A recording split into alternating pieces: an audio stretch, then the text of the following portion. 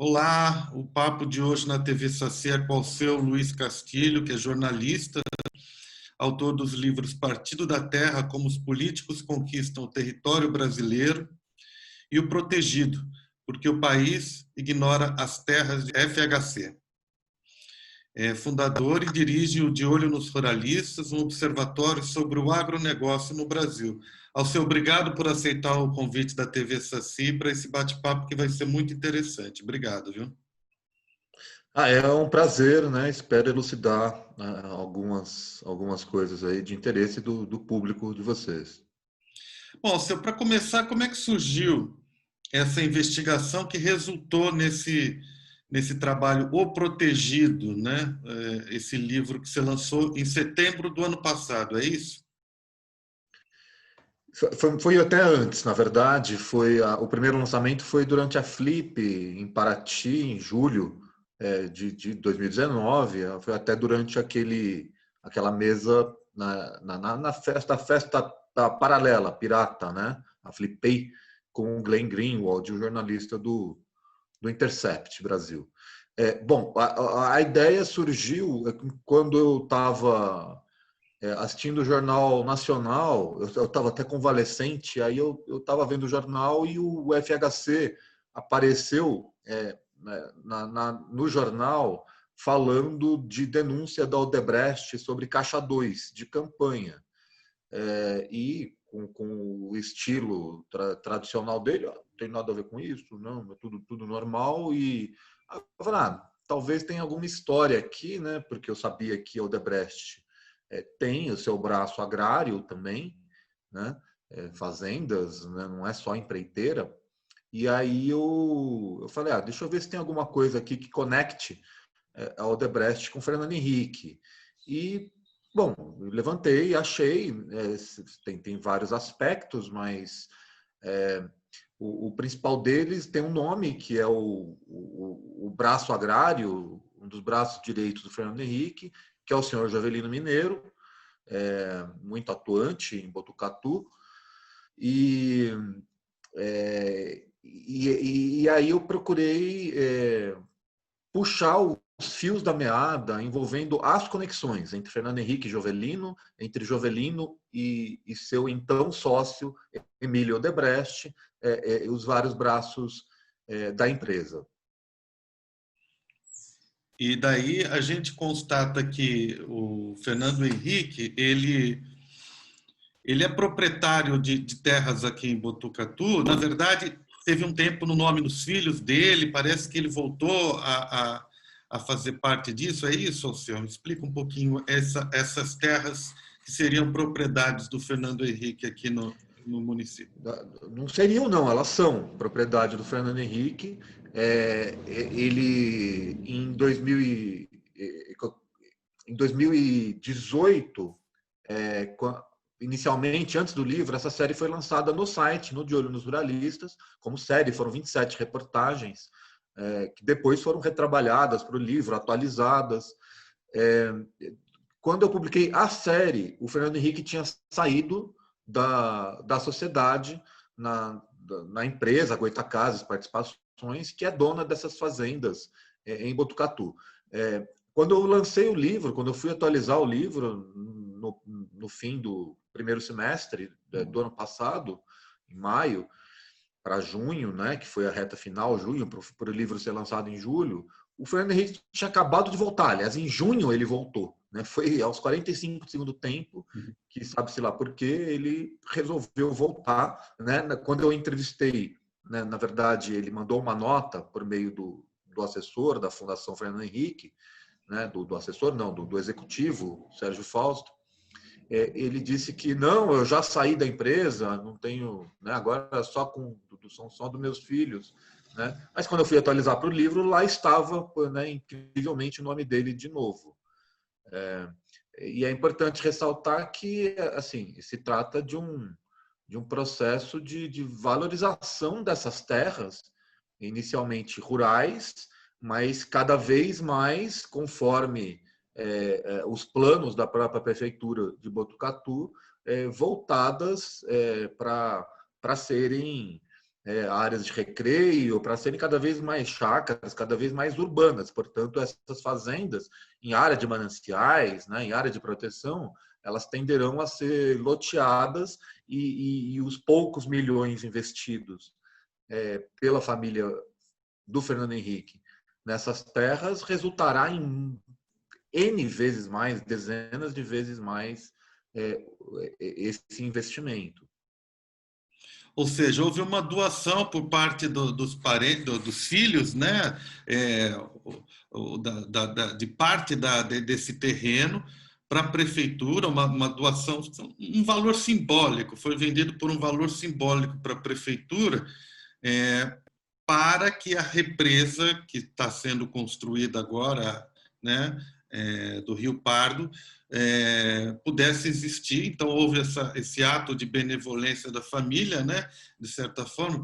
Porém, o que se desconfia e o que se coloca aí é que, na verdade, a represa também vai servir a um destino turístico e de talvez de gentrificação ali daquele lugar, daquela região, tal. Ou seja, fala um pouquinho disso daí. O que você investigou sobre isso?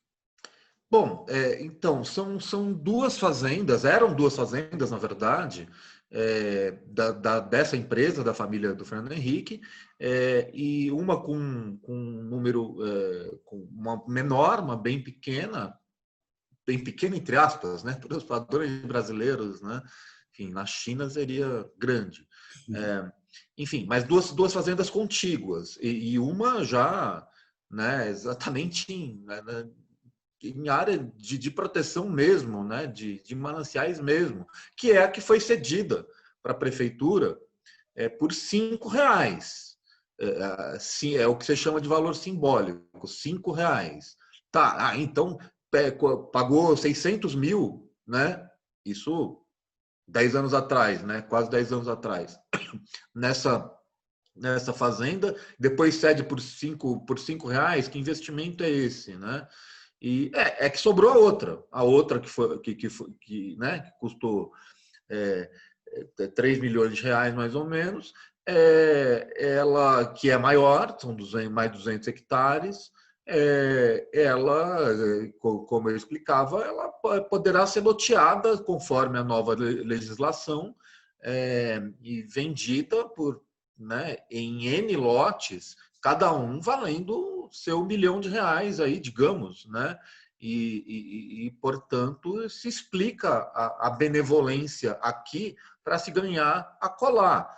E isso não é uma elucubração nossa, existe um anúncio da prefeitura de que serão construídas chácaras de recreio. Eu não atualizei nos últimos meses, né, mas eu sei que há uma movimentação para a efetivação desse projeto, portanto, esse canavial, porque é um canavial, né? Não tem mais nada, é só cana a fazenda do Fernando Henrique. Esse canavial seguramente será transformado em outra coisa em meio a esse processo de especulação imobiliária. Então, está tudo errado, nas duas pontas. Você tem ali o véu da noiva, né? Enfim, do lado, contigo. Eu fui lá, eu andei pelo canavial, né? Contigo a esse parque, né? Acho que é um parque municipal do véu da noiva.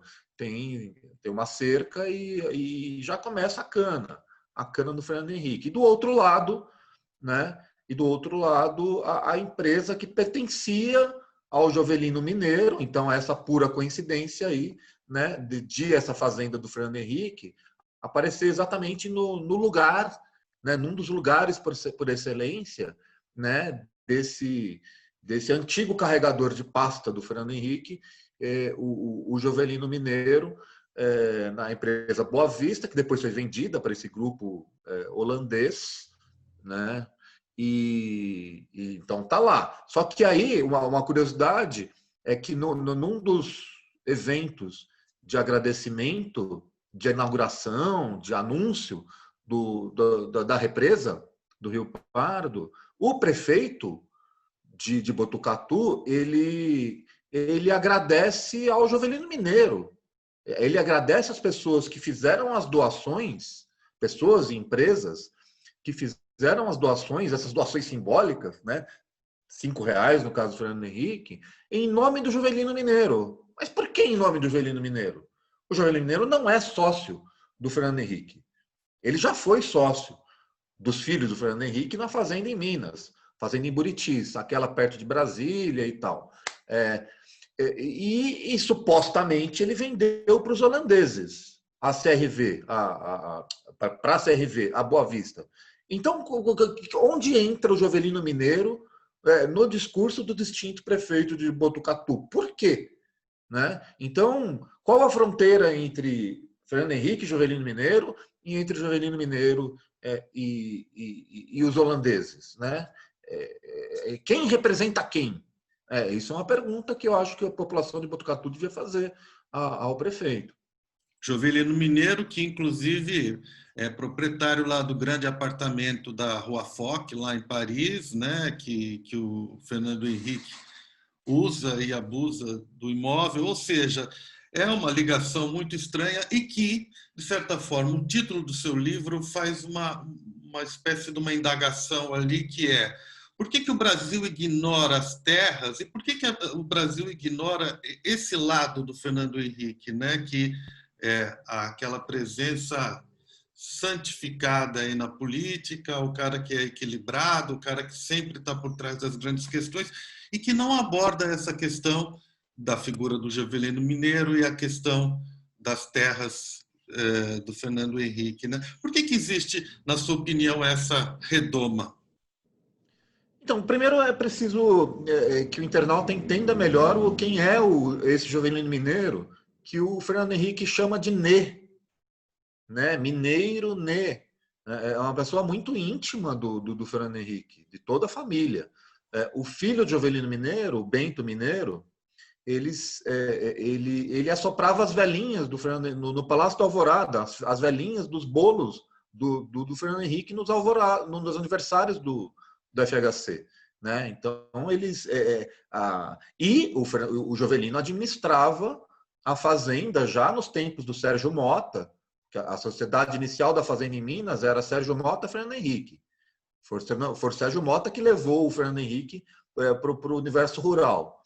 Né? E logo entrou o Jovelino Mineiro, pecuarista, né? Especialista em genética bovina, e aí, então, conviviam no Palácio da Alvorada, conviviam na fazenda, e o Fernando Henrique vendia touros produzidos nessa fazenda nas propriedades do sogro do Jovelino Mineiro, no interior paulista, que era o ex-governador Roberto de Abreu Sodré, governador da ditadura, e vendeu.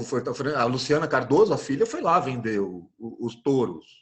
Né? Uma história muito esquisita dessa compra, inclusive, que o livro relata.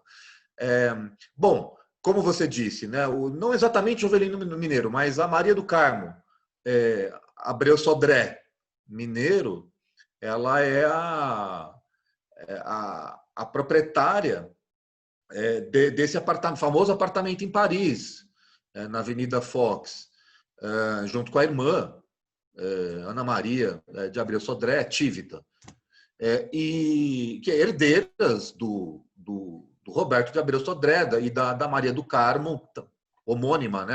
Outra Maria do Carmo, a mulher do Roberto de Abreu Sodré. Portanto, né, genro, sogro e sogra do Jovelino Mineiro.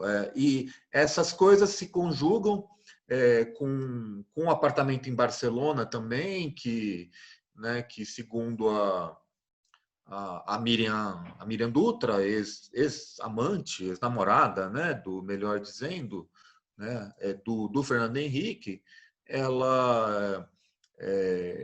ela dizia que o Jovelino Mineiro financiava, né, era o verdadeiro dono do apartamento em Paris, né, a família Abreu Sodré, tanto faz, quase, e que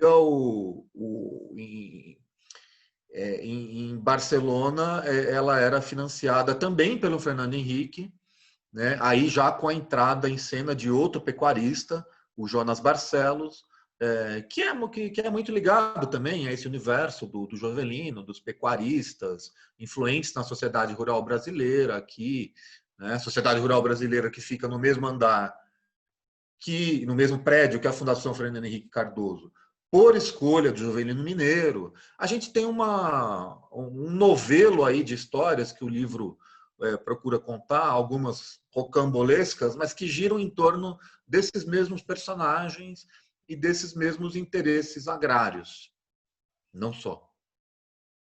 E, e a história da represa, ela vem aí, de certa forma, até antes desse prefeito ser eleito aqui, né? Essa história já é anterior, mas enfim, e aqui o discurso na cidade é que está sendo a obra do século aqui para Botucatu, porque vai trazer a autonomia, vai trazer a questão da água, né? A questão de represar a água e assim a gente não sofrer com as demandas, né?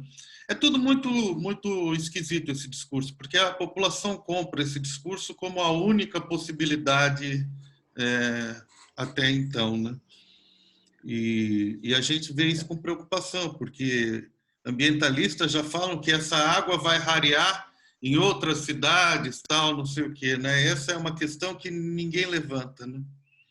Sim, por um lado, os ambientalistas relatando né, os impactos, inclusive em outros municípios, né, negativos da construção dessa represa, e como se esse povo tivesse realmente preocupado, né, com a água e com o ambiente, né? E tem acho que se dá ênfase, você falou do antigo prefeito, né? É uma, se trata de uma sucessão de prefeituras tucanas, afinal de contas, durante governos estaduais tucanos, né, com o apoio desses governos ao projeto, sendo o Fernando Henrique, evidentemente, a maior expressão histórica do tucanato brasileiro. Então, é tudo muito promíscuo, ou é pura coincidência, né? Então, eu costumo dizer que se caso fosse colocado o nome do ex-presidente Lula, Luiz Inácio Lula da Silva, em toda essa história, a imprensa ia acordar. Então, isso responde à sua pergunta. Por que Tereri Tororó? Que é a pergunta do livro. Né? Por que a imprensa ignora?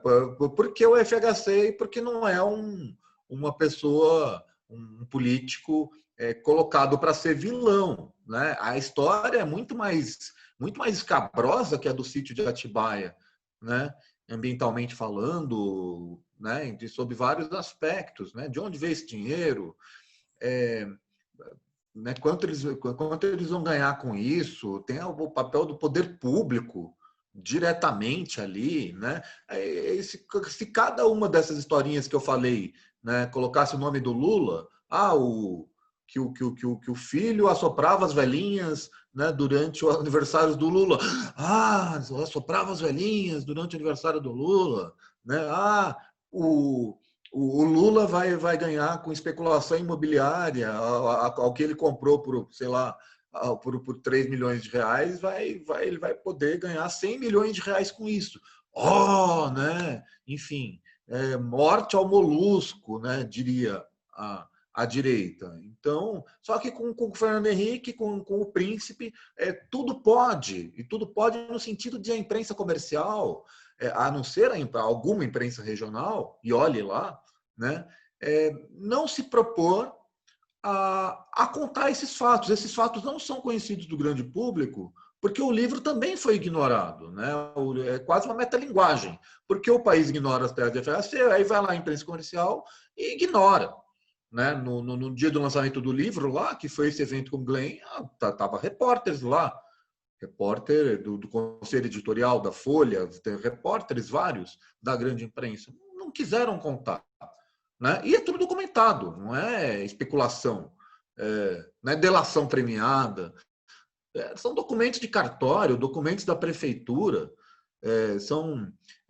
Por exemplo, o Joelino Mineiro era sócio, depois do livro ele deixou de ser, do Emílio Odebrecht, né, numa empresa de genética, né, que começou por causa da expertise em genética bovina. Então, quer dizer, o braço direito do Fernando Henrique é sócio do Emílio Odebrecht. Imagina se isso fosse com Lula. Exato, exato. E também serve como uma reflexão esse título protegido, porque, de certa forma, tem muitos mais protegidos na política e que também tem essa relação promíscua com o agronegócio, tal, não sei o quê, né? Até mesmo se a gente for pensar, um deles é esse nosso presidente que está aí. Ele é protegido pela mídia, na sua opinião, ou não? O nosso atual transtorno aí. Ele é protegido pela mídia? Não da mesma forma praticamente consensual que o Fernando Henrique. Você tem a Globo fustigando por um lado, embora defenda a agenda econômica do Paulo Guedes. Né? Isso aí é consenso, né? A proteção é a principal, é o modelo econômico, né? Como o Fernando Henrique o defende também, além né, da aura de príncipe, de várias coisas, né, de sociólogo, isso se torna mais explícito. No caso do Bolsonaro, como ele é um defensor explícito da barbárie, porque há os defensores implícitos também, que financiam a barbárie e fazem de conta que são santinhos. Mas o Bolsonaro, como defensor explícito da barbárie, ele ganha a oposição, por exemplo, de uma Globo, de uma empresa liberal que se propõe a ter certos modos, ao contrário das demais emissoras privadas que não estão nem aí, que conseguem ser piores ainda, que apoiam explicitamente o genocida, o fascista Bolsonaro, que está no poder. Então, mas mesmo assim há proteções. A gente contou no De Olho nos Ruralistas também em setembro de 2018, durante as eleições, né, durante a campanha eleitoral, que o cunhado do Bolsonaro, casado com a irmã caçula dele, Vânia Bolsonaro, foi condenado por invadir um quilombo no Vale do Ribeira. Condenado, tá? Tá lá na justiça. Você não acredita na gente? Vai lá checar. Existe a condenação judicial. A imprensa comercial não noticiou, nunca noticiou isso. E por quê? Né? Porque esse tipo de coisa é para deixar rolar, né? É a sagrada propriedade privada que aqui até os fascistas têm direito, então, né? Mesmo invadindo quilombo. E isso num contexto que o Bolsonaro tinha feito aquele discurso na Hebraica, no Rio, medindo quilombolas em arrobas, e dizendo que tinha visitado um quilombo em Eldorado, aqui no Vale do Ribeira, né? Aí mais perto de vocês, inclusive, né? Em Eldorado, e que tinha visto que eles não serviam nem para procriar. Né? Isso foi noticiado, foi um escândalo, mas ninguém foi aos quilombos do Vale do Ribeira para ouvi-los. Né? A gente foi. Eles falaram que o Bolsonaro nunca esteve lá. Né? Mas o cunhado dele invadiu outro quilombo na região, e o candidato dele naquelas eleições a deputado federal, o candidato de toda a família, invadiu o Parque Estadual da Caverna do Diabo. Isso também não foi noticiado. Né? Então, esses interesses do Bolsonaro, inclusive no agronegócio, eles não são noticiados. Eles barraram a importação de bananas do Equador. Vale do Ribeira é produtor de banana, né? Esse candidato era do setor de banana. E recebia os empresários amigos dele, amigos da família, em Brasília, recebeu várias vezes. Né? E tomou medidas, liberou agrotóxicos, liberou pulverização de agrotóxicos nas plantações de banana, né? com gente do lado, inclusive. A imprensa comercial não está nem aí. Né? Então, o Bolsonaro ele também tem carta branca para esse tipo de ação. Né? Eles só não querem que ele seja explicitamente bárbaro, né? Que ele não fale, que ele não explicite o que as pessoas também falam de outra forma, né? E, enfim, a serviço do capital, a serviço do expansionismo, contra o ambiente, contra a qualidade da nossa alimentação, contra os camponeses, contra os quilombolas, contra os indígenas. Não falam muitas vezes porque, de certa forma, eles ganham muito dinheiro com essa imagem do agronegócio como uma coisa desenvolvimentista, o agro é pop, campanhas assim, é muita grana que rola para as mídias. E sempre tem uma pressão dessas empresas grandes, ligadas ao agropecuária também. No trabalho do observatório, vocês veem isso? No sentido que se o agro é pop, mas o agro está muito associado também a queimadas, a invasões de terra, a violência no campo, a trabalho escravo. Como é difícil investigar isso, né, Nelson? Então, o agronegócio ele é expansionista, e se é expansionista, vai destruir mesmo, bioma, vai desmatar, e vai ter violência contra povos tradicionais e indígenas, expansionista e racista, portanto, né, já que despreza quem vive nesses locais. Ele faz tudo isso que você falou aí, né, ele não tem... se ele fosse uma pessoa, ele não teria compaixão, né? Seria o equivalente do sociopata, né? Ele não está nem aí se ele vai prejudicar alguém, se ele vai envenenar o trabalhador ou a família que trabalha do lado do agrotóxico ali, tal, do despejo de agrotóxico, e por aí vai.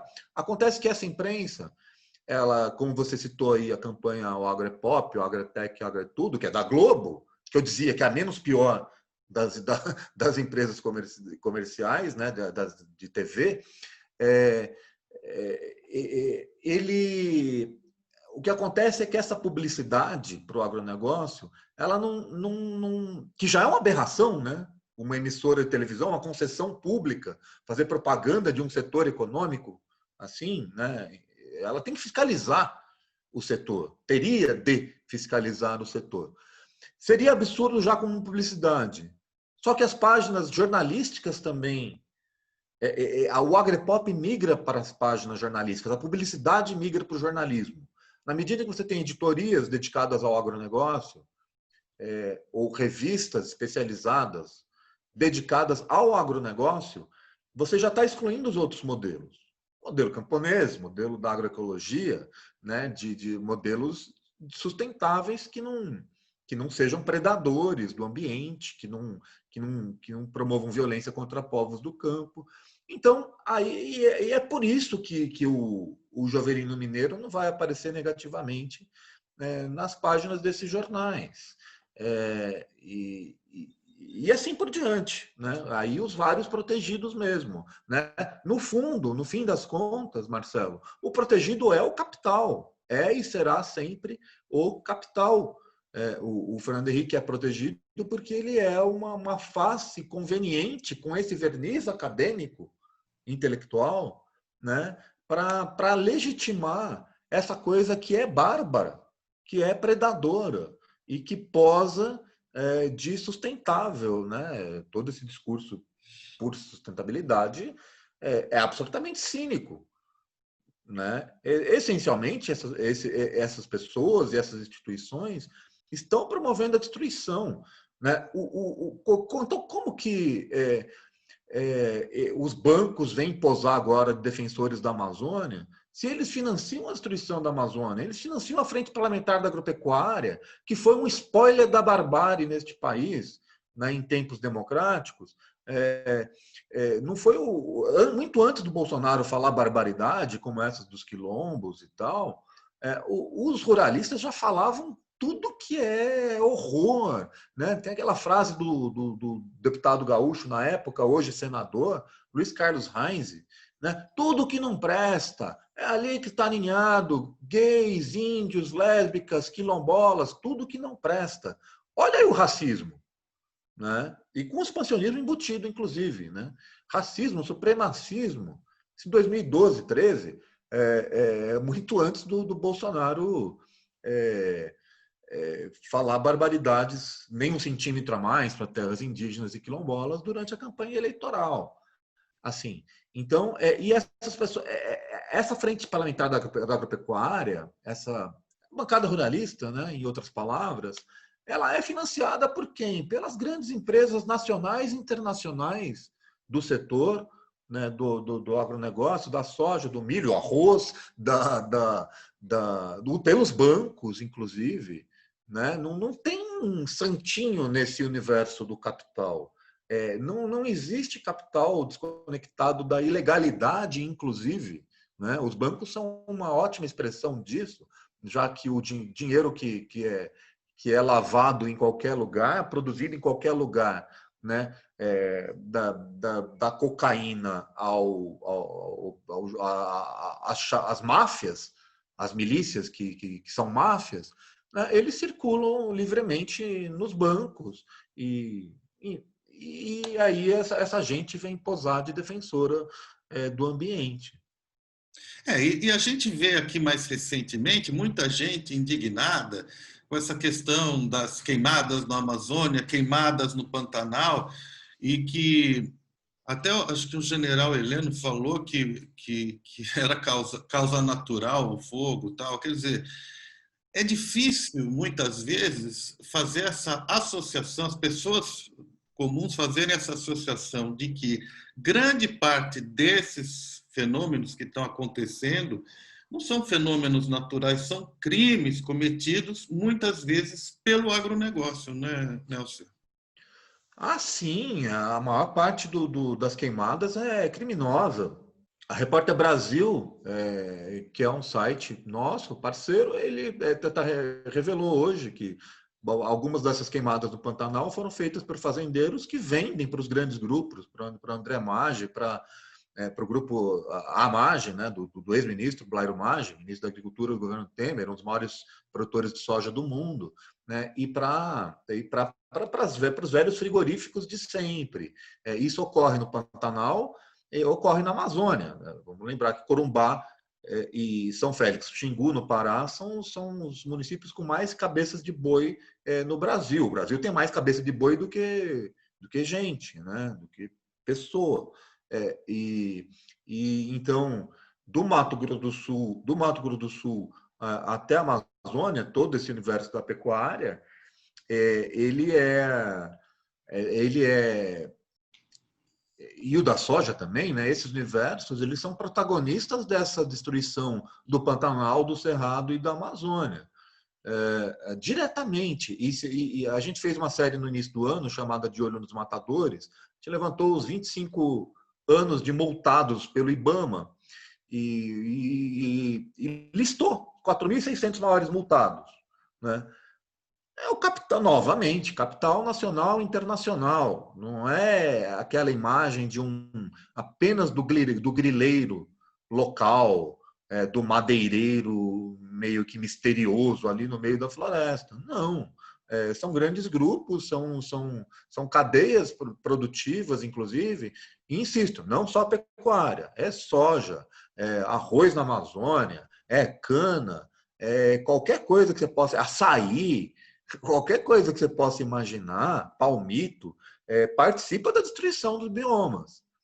O que é até uma angústia para quem acredita que só o poder do consumidor vai mudar a situação. Não vai, gente. Acho legal e tal, vamos ser consumidores conscientes, só que se você não mexer na ponta da produção, o negócio não muda, não. Não vamos imaginar que alguns bem-intencionados, a partir de um leque pequeno de informações, vai salvar o planeta apenas pelo bom mocismo, por mais que seja bem-vindo o bom mocismo. Então, a mudança tem que ser de mudança, não basta só apaziguar a consciência, né? Não basta só você não se sentir culpado.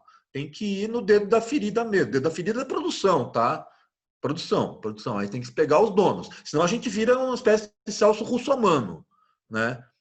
esse candidato à prefeitura de São Paulo aqui, que está liderando as pesquisas, que vai lá esculachar funcionário no supermercado, né? Porque o papel toalha não está sendo vendido individualmente, né? Obviamente não vai esculachar o dono do supermercado. Então é isso. A questão é quem é o dono, quem são os donos dessa farra toda, né? E quem são os seus representantes políticos? Que pode ser Fernando Henrique, pode ser o Bolsonaro. Eu acabei de citar aqui que a Globo, a tal da menos pior, né? Ela banca o Paulo Guedes, assim como banca o agronegócio, né? E quem disse que o Paulo Guedes e o Bolsonaro, né, é um governo paralelo do Paulo Guedes, né?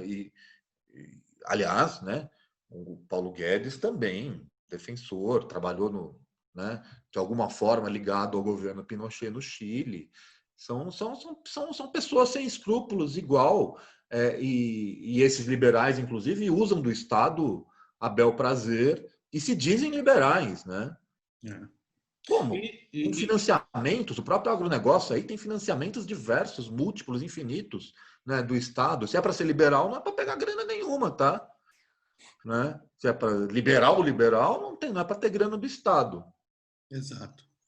E aí a gente vê algumas... Como resistir a todo esse panorama? É difícil. A gente vê algumas coisas assim que, de certa forma, são muito mais simbólicas do que reais, que, por exemplo, a União Europeia estudando em não comprar mais produto brasileiro por conta do desmatamento.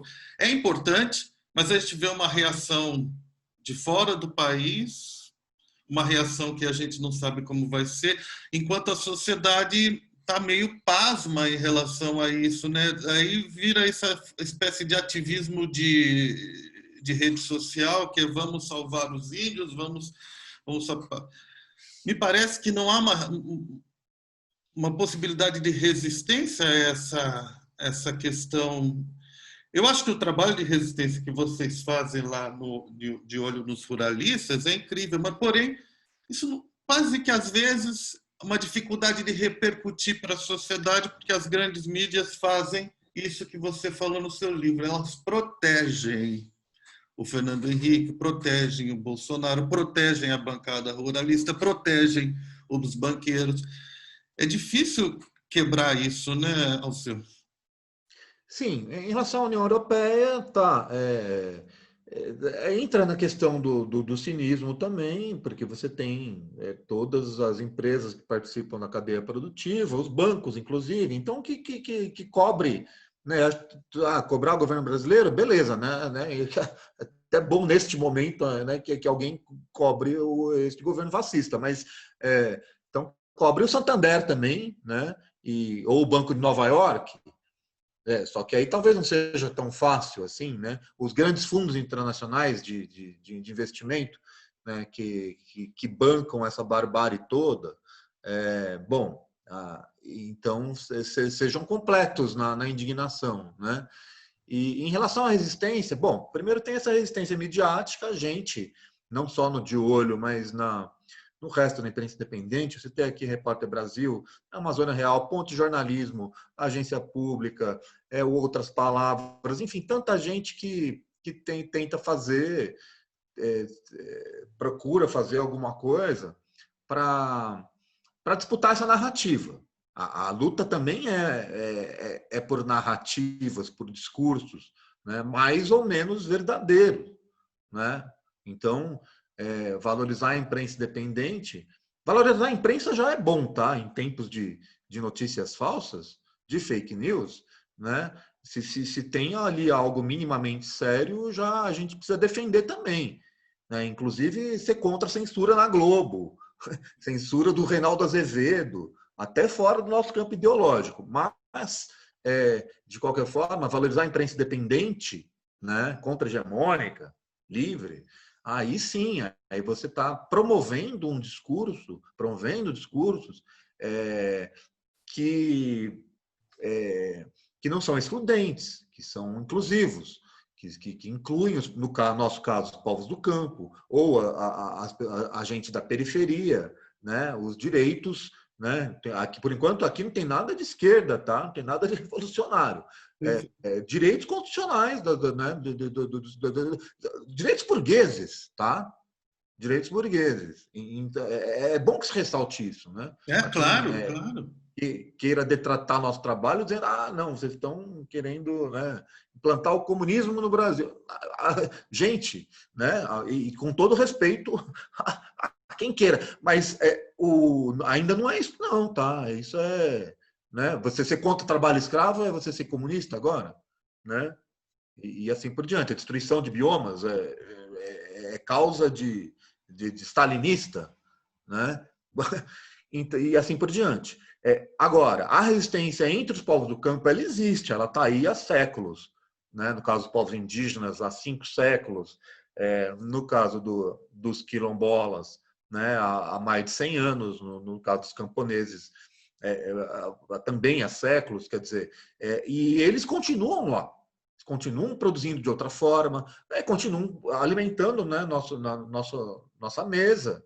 Né? Quem que vai produzir hortifruti? Exato. Tudo bem que vai ter o capitalista produzindo hortifruti gourmetizado, né? Mas o grosso do hortifruti é camponês que produz, não é? Eles não têm interesse nesse tipo de produto, né? Nessa escala, né? Então eles alguns produtos, claro, né? Enfim, a soja e o milho, que não são só né, que não vem, não são só para alimentar, né, o ser humano, né? Tem muito para alimentar os animais. Alimento também, assim, tem 1.200 produtos com soja, aí produzindo industrializados. Né? Você vai lá, tocha soja na salsicha, fora óleo, fora tanta coisa aí que está na nossa despensa. Né? O que dificulta aquele objetivo de alguns de boicotar. Opa, né? Tem vegano que pensa que tá boicotando tudo. Se você for boicotar mesmo tudo que prejudica animal, você vai passar fome, meu amigo. Né? Então, não é só o animal, o indivíduo que ele é morto, né, pelo sistema. Né? Espécies inteiras são dizimadas no momento que você destrói um bioma. Né? E, bom, então a resistência está aí, retomando, entre os povos do campo, mobilizações lindas. Né? Tem a Marcha das Margaridas, de 4 em 4 anos. Você tem mobilizações de camponesas, de mulheres. As mulheres são muito fortes no campo. Mulheres indígenas agora saindo candidatas. A gente já tem uma deputada indígena pela primeira vez na história. Existem algumas coisas acontecendo, sim, né? Só que elas também são invisibilizadas pela mesma imprensa comercial quando convenha. Aí você vai fazer de conta que a Magazine Luiza ele é inclusivo. Sinto muito, não é inclusivo. Uma empresa que tem cuja dona é uma das maiores bilionárias do país, essa empresa não é inclusiva não, tá? Você pode até achá-la menos pior, como eu acho a Globo menos pior que os outros, mas que ela está a serviço desse mesmo sistema, sim. Ser inclusivo seria esses trabalhadores eles receberem efetivamente pelo trabalho que eles produzem, né? E não transferirem a sua força de trabalho para a dona Magalu, para a dona Luísa Trajano encher o bolso dela de grana. Né? Aí você tem as usurpações, né? Você tem as manipulações, né? das causas a serviço do capital. E Exato. Muita gente boa cai nessa lenga-lenga, nesse discurso, infelizmente. É isso aí. Sejamos resistentes de fato e não achar que a resistência vai vir lá de cima. Não vai. Ela vem de baixo, necessariamente. Então, e daí nesse quadro caótico que a gente se encontra agora em 2020, ainda somando-se a pandemia, que a gente vai saber como é que vai sair disso daí uma hora,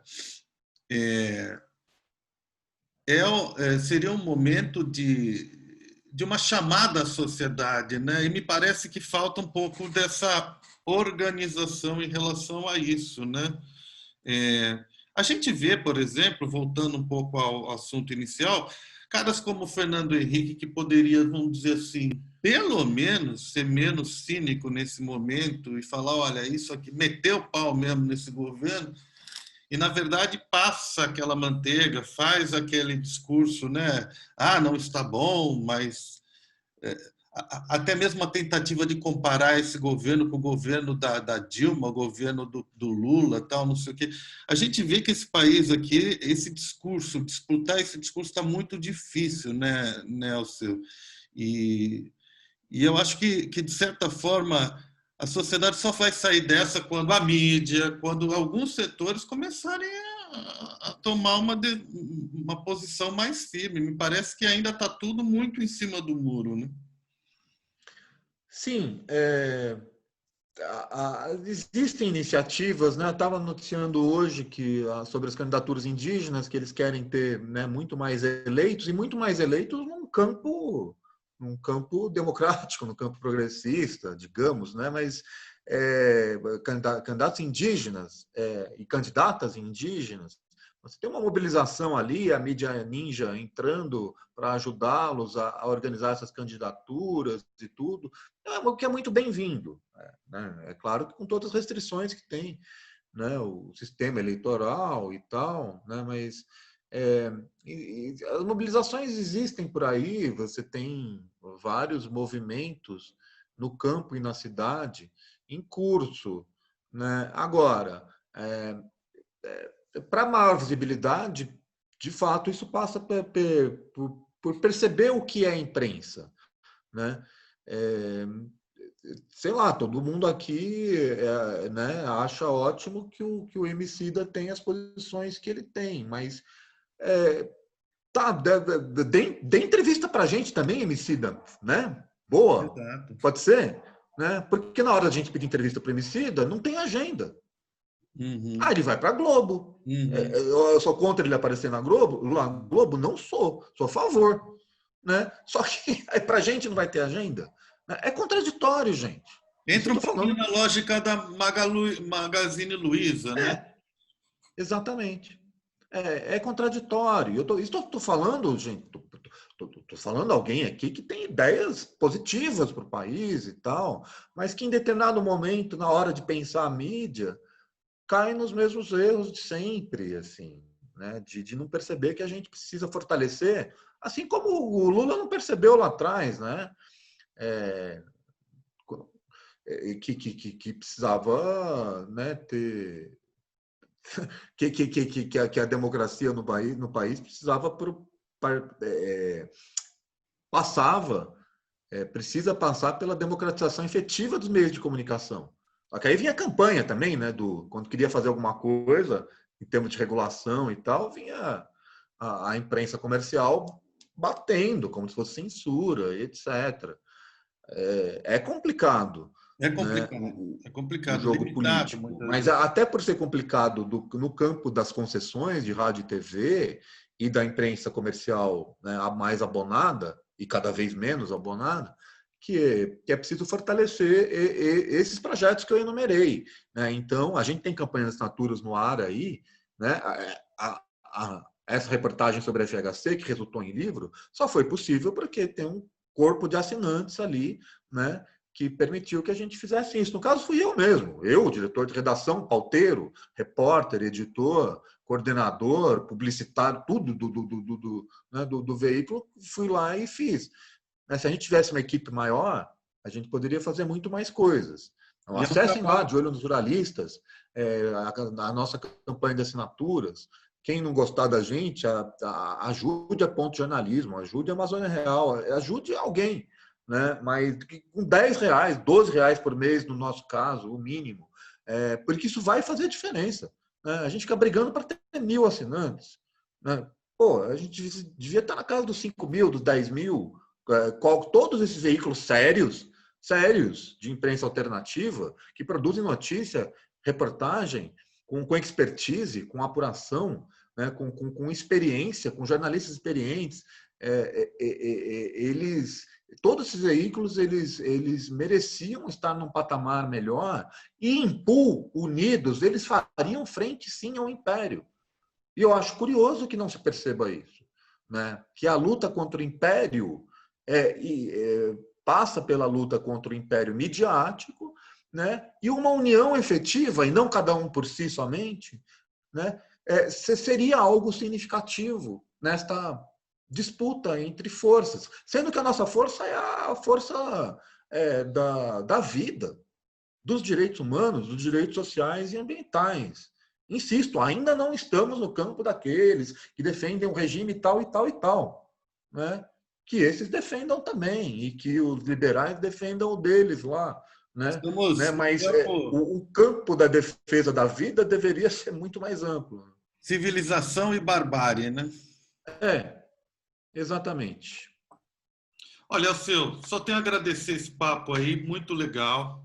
Espero a gente retomar esses temas futuramente aí. Agradecer você, indicar a todos esse livro protegido e também participar de Olho nos Ruralistas, que é um trabalho seríssimo que o Alceu faz aí, né, com 8, 10 mãos, como, né, se equilibrando aí, e que fortaleça a mídia independente, né? Sim, é por aí. Talvez seja um caminho importantíssimo de resistência nesse momento em que a gente vê que está complicado. Mas, Alceu, muito obrigado aí pela tua participação e valeu. Eu que agradeço, Marcelo. Um abraço aos internautas. Enfim, força a todos. Estamos precisando. Valeu, Alceu. Até a próxima. Obrigado, cara. Tchau, tchau. Tchau, tchau.